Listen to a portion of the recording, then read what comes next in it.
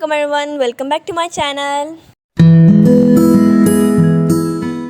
तो आज मैं आप लोग के लिए रेसिपी लेके आई जिसका नाम है लसूड़ों का अचार। तो जैसा का आप लोग को पता है, मम्मा ने बनाया था मिक्स सब्जियों का अचार, लिंक डिस्क्रिप्शन में है और आपको थंबनेल भी इसका शो रहा होगा। तो आज मैं बना रही लसूड़ों का अचार। अस्सलाम वालेकुम, क्या हाल है आपके। तो आज हम बना रहे हैं जी लसूड़े का अचार, जो कि मेरे बच्चों की बहुत ज़्यादा फरमाइश पे बन रहा है। तो ये देखें जी, मैंने लसूड़े लिए हैं 2 किलो।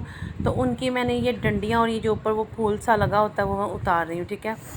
तो इसको मैं उतार के मैंने पहले धो के अच्छे से वॉश कर ली है, ठीक है, ताकि इसके अंदर भी बाद में पानी ना जाए, क्योंकि जब भी इसका हम उतार देंगे ना डंडियाँ, तो इसके अंदर भी तो जो इसकी वेस्ट निकली है तकरीबन वो 1 पाव आधा किलो के करीब निकल गई। तो उसके लिए हमने फिर बाद उसको पूरा करने के लिए 2 किलो को हमने पूरा के लिए हमने 2 लिए कच्चे आम जो आधा किलो के बराबर थे। तो ये हमारे मसाले हैं, 2 चम्मच भर के सौंफ ली है, मेथी दाना लिया है पिसी और लाल मिर्च ली है, हल्दी ली, साबुत ज़ीरा और धनिया ज़ीरा। और आगे चल के इन्हीं मसालों को हम इसमें राई दाना भी ऐड करेंगे और इन्हीं मसालों को हम मोटा मोटा कूट के भी डालेंगे। तो यहाँ हमने 1 कप लिया है ऑयल, सरसों का तेल हमने लिया, उसको हम कर रहे हैं गर्म। तो इसको अच्छे से जब गर्म करेंगे तो उसमें हम ये सारे जो उनसे लसूड़े हैं वो हम ऐड कर देंगे और इसको अच्छे से फ्राई करेंगे, क्योंकि हमने इनको उबालना नहीं है लसूड़ों को। अगर आप उबालना चाहते हैं, फिर जो इनकी सिर्फ डंडियाँ उतारेंगी, जो ऊपर फूल सा लगा होता है वो नहीं उतारेंगी, क्योंकि वो उतारेंगी तो फिर इनके अंदर पानी चला जाएगा। जब पानी जाएगा तो फिर ये लेस वाले बन जाएंगे। तो इसलिए ना मैंने तो इनको उबाला नहीं है, मैं तो इनको फ्राई करके बना रही हूँ। आप जैसे भी आपको जैसे अच्छा लगता है आप वैसे कर सकती हैं, लेकिन फ्राई करने से ज़्यादा इनकी खूबसूरती आती है, इनकी शाइनिंग आती है। ये देखिए मैं इनको अच्छे से फ्राई कर रही हूँ। जैसे ये फ्राई हल्के से होंगे तो मैं इनमें ये मसाला डालूँगी, ये सौंफ, मेथी दाना, ज़ीरा और मिर्ची और हल्दी और ये जो पिसा धनिया ज़ीरा है, ये सारे मसाले डाल के मैं इनको अच्छे से भूनूँगी, इनको अच्छे से फ्राई करूँगी।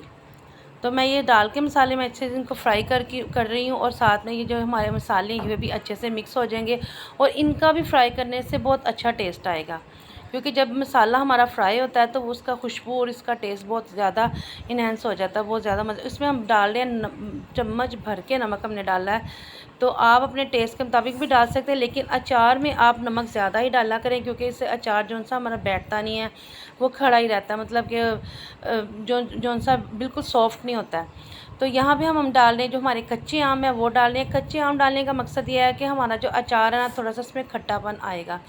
मसालों के अलावा भी इसमें जब हम डालेंगे ना कच्चे आम, तो एक कच्चे आम का एक अलग सा फ्लेवर होता है, खट्टा खट्टा सा, तो वो हमारे इस अचार के मसाले में खट्टा खट्टा फ्लेवर आएगा। तो इसको भी हम डाल के फ्राई करेंगे, ठीक है। तो जैसे हम ये डाल के फ्राई कर रहे हैं तो ये देखें काफ़ी ज़्यादा फ्राई हो चुका हुआ। मैंने थोड़ा सा रेस्ट दिया, फिर मैंने लहसुन लिया और जो मसाले मैंने लिए थे उसमें राई दाना ऐड किया थोड़ा सा, और क्योंकि वो और कलवंजी डाली, उसको मैंने थोड़ा मोटा मोटा कूटा और कूट के वो भी मैंने इसमें ऐड किया और इसको भी हम फिर से फ्राई कर रहे हैं, ताकि इसमें कोई पानी बिल्कुल ना रहे। बास टाइम आम का पानी होता है, जो लसूड़ों का, कोई सब्जियों का अपना पानी। ये देखें यहाँ पे हमारा सारा मसाला भुन चुका हुआ, तैयार हो चुका हुआ है। तो ये मैंने एक प्लास्टिक का जार लिया, आपके पास जो भी कोई बर्तन है आप एयर टाइट जार लें, उसमें आप सारे लसूड़े अपने मसाला डालेंगे, ठीक है। तो मैं ये डाल रही हूँ सारा, जितना इसमें आएगा, बाकी मैं कुछ दूसरे जार में इसमें डाल दूँगी, ठीक है। तो ये बहुत मज़े का बनता है, गर्मियों की ये सौगात है। और बाकी का जो तेल था तकरीबन हमने 1 से 1.5 किलो तेल लिया था और वो तेल मैं ऊपर से डाल रही हूँ। तो इसको फिर मैं 3 दिन धूप में रखूँगी। 3 दिन धूप में रखने के बाद हम इसमें हाफ़ कप इसमें डालेंगे सिरका। ये देखें ये हमारा अचार बन के तैयार हो चुका हुआ है। तो आप ये देख रहे हैं बहुत खूबसूरत और शानदार हमारा अचार तैयार हुआ है और ये खाने भी बहुत मज़े का बना है। तो आप इसको अब तकरीबन हमारे ना 8 से 10 दिन लगेंगे इसको रेडी होने में। बाकी का जो बचा था ये मैंने वैसे आपको प्लेट में इसकी शक्ल दिखाने के लिए आपको दिखाया है। बाद में इसको मैं किसी दूसरे जार में डाल के और इसके ऊपर भी मैं तेल डालूँगी और इसमें मैं तकरीबन 2 से 3 चम्मच इसमें सिरका डालूँगी, क्योंकि ये थोड़ा है। तो फिर इसको हम 3 दिन लगाएंगे धूप, और धूप में रखने के बाद फिर हम इसको 1 हफ़्ता रखेंगे। Thanks for watching. अल्लाह हाफिज़।